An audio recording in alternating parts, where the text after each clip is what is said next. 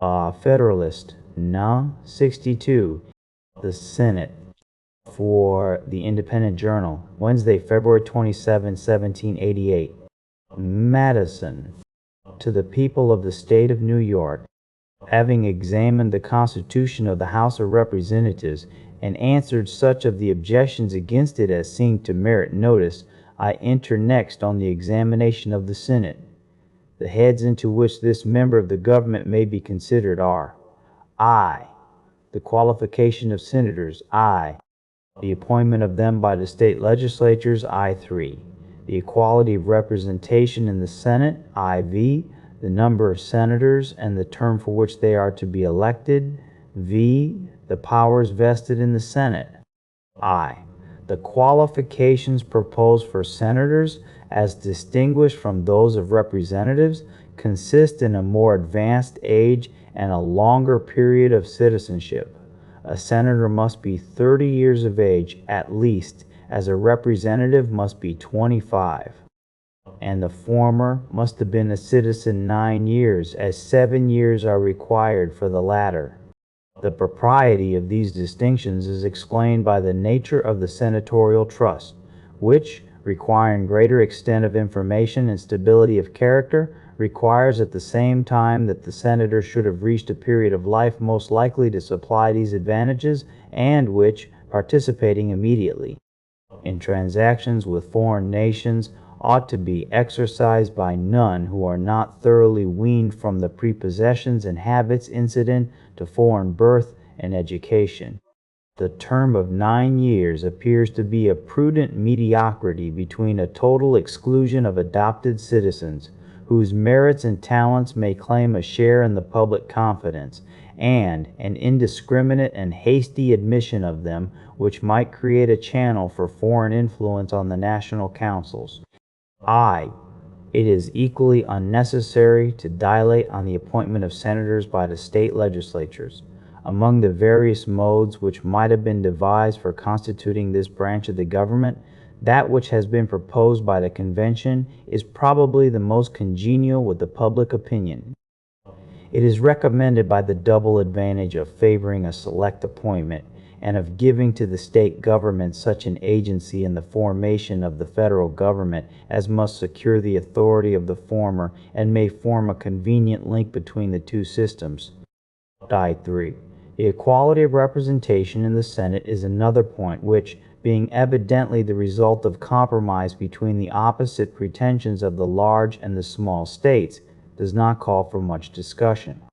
If indeed it be right that among a people thoroughly incorporated into one nation, every district ought to have a proportional share in the government, and that among independent and sovereign states bound together by a simple league, the parties, however unequal in size, ought to have an equal share in the common councils. It does not appear to be without some reason that in a compound republic, partaking both of the national and federal character, the government ought to be founded on a mixture of the principles of proportional and equal representation. But it is superfluous to try, by the standard of theory, a part of the Constitution which is allowed on all hands to be the result, not of theory, but of a spirit of amity, and that mutual deference and concession which the peculiarity of our political situation rendered indispensable. A common government with power as equal to its objects is called for by the voice, and still more loudly by the political situation of America. A government founded on principles more consonant to the wishes of the larger states is not likely to be obtained from the smaller states. The only option, then, for the former lies between the proposed government and a government still more objectionable. Under this alternative, the advice of prudence must be to embrace the lesser evil, and, instead of indulging a fruitless anticipation of the possible mischiefs which may ensue, to contemplate rather the advantageous consequences which may qualify the sacrifice. In this spirit it may be remarked that the equal vote allowed to each state is at once a constitutional recognition of the portion of sovereignty remaining in the individual states and an instrument for preserving that residuary sovereignty. So far, the equality ought to be no less acceptable to the large than to the small states, since they are not less solicitous to guard, by every possible expedient, against an improper consolidation of the states into one simple republic. Another advantage accruing from this ingredient in the Constitution of the Senate is the additional impediment it must prove against improper acts of legislation. No law or resolution can now be passed without the concurrence, first, of a majority of the people, and then of a majority of the states. It must be acknowledged that this complicated check on legislation may in some instances be injurious as well as beneficial, and that the peculiar defense which it involves in favor of the smaller states would be more rational if any interests common to them and distinct from those of the other states would otherwise be exposed to peculiar danger. But as the larger states will always be able, by their power over the supplies, to defeat unreasonable exertions of this prerogative of the lesser states, and as the faculty and excess of lawmaking seem to be the diseases to which our governments are most liable, it is not impossible that this part of the Constitution may be more convenient in practice than it appears to many in contemplation, i.e., the number of senators and the duration of their appointment come next to be considered. In order to form an accurate judgment on both of these points, it will be proper to inquire into the purposes which are to be answered by a Senate, and in order to ascertain these, it will be necessary to review the inconveniences which a republic must suffer from the want of such an institution. First, it is a misfortune incident to republican government, though in a less degree than to other governments, that those who administer it may forget their obligations to their constituents and prove unfaithful to their important trust. In this point of view, a Senate, as a second branch of the legislative assembly, distinct from and dividing the power with a first, must be in all cases a salutary check on the government. It doubles a security to the people by requiring the concurrence of two distinct bodies in schemes of usurpation or perfidy, where the ambition or corruption of one would otherwise be sufficient. This is a precaution founded on such clear principles and now so well understood in the United States that it would be more than superfluous to enlarge on it.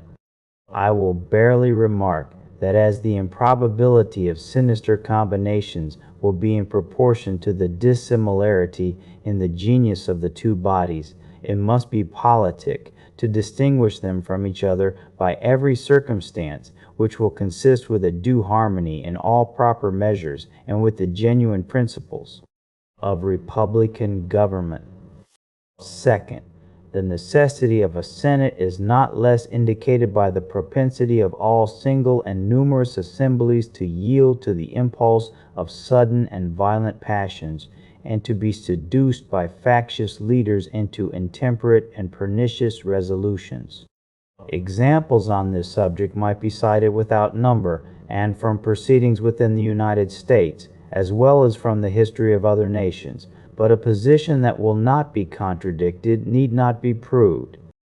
All that need be remarked is that a body which is to correct this infirmity ought itself to be free from it, and consequently ought to be less numerous. It ought, moreover, to possess great firmness, and consequently ought to hold its authority by a tenure of considerable duration. Third, another defect to be supplied by a Senate lies in a want of due acquaintance with the objects and principles of legislation.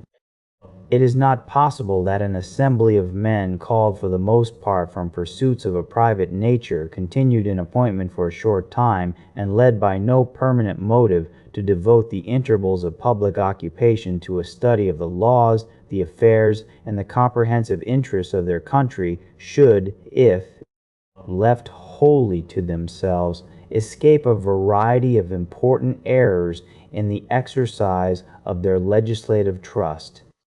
It may be affirmed on the best grounds that no small share of the present embarrassments of America is to be charged on the blunders of our governments, and that these have proceeded from the heads rather than the hearts of most of the authors of them. What indeed are all the repealing, explaining, and amending laws which fill and disgrace our voluminous codes, but so many monuments of deficient wisdom, so many impeachments exhibited by each succeeding against each preceding session, so many admonitions to the people of the value of those aids which may be expected from a well-constituted Senate? A good government implies two things. First, fidelity to the object of government, which is the happiness of the people. Secondly, a knowledge of the means by which that object can be best attained. Some governments are deficient in both these qualities. Most governments are deficient in the first. I scruple not to assert that in American governments too little attention has been paid to the last. The federal Constitution avoids this error, and what merits particular notice, it provides for the last in a mode which increases the security for the first. Fourth, the mutability in the public councils arising from a rapid succession of new members, however qualified they may be, points out in the strongest manner the necessity of some stable institution in the government. Every new election in the states is found to change one half of the representatives. From this change of men must proceed a change of opinions, and from a change of opinions, a change of measures. But a continual change even of good measures is inconsistent with every rule of prudence and every prospect of success. The remark is verified in private life, and becomes more just as well as more important in national transactions. To trace the mischievous effects of a mutable government would fill a volume. I will hint a few only, each of which will be perceived to be a source of innumerable others. In the first place, it forfeits the respect and confidence of other nations, and all the advantages connected with national character. An individual who is observed to be inconstant to his plans, or perhaps to carry on his affairs without any plan at all, is marked at once by all prudent people as a speedy victim to his own unsteadiness and folly. His more friendly neighbors may pity him, but all will decline to connect their fortunes with his, and not a few will seize the opportunity of making their fortunes out of his. One nation is to another what one individual is to another, with this melancholy distinction, perhaps, that the former, with fewer of the benevolent emotions than the latter, are under fewer restraints also from taking undue advantage from the indiscretions of each other. Every nation, consequently, whose affairs betray a want of wisdom and stability, may calculate on every loss which can be sustained from the more systematic policy of their wiser neighbors. But the best instruction on this subject is unhappily conveyed to America by the example of her own situation. She finds that she is held in no respect by her friends, that she is the derision of her enemies, and that she is a prey to every nation which has an interest in speculating on her fluctuating counsels and embarrassed affairs. The internal effects of a mutable policy are still more calamitous. It poisons the blessing of liberty itself. It will be of little avail to the people that the laws are made by men of their own choice, if the laws be so voluminous that they cannot be read, or so incoherent that they cannot be understood, if they be repealed or revised before they are promulgated, or undergo such incessant changes that no man who knows what he law is today can guess what it will be tomorrow.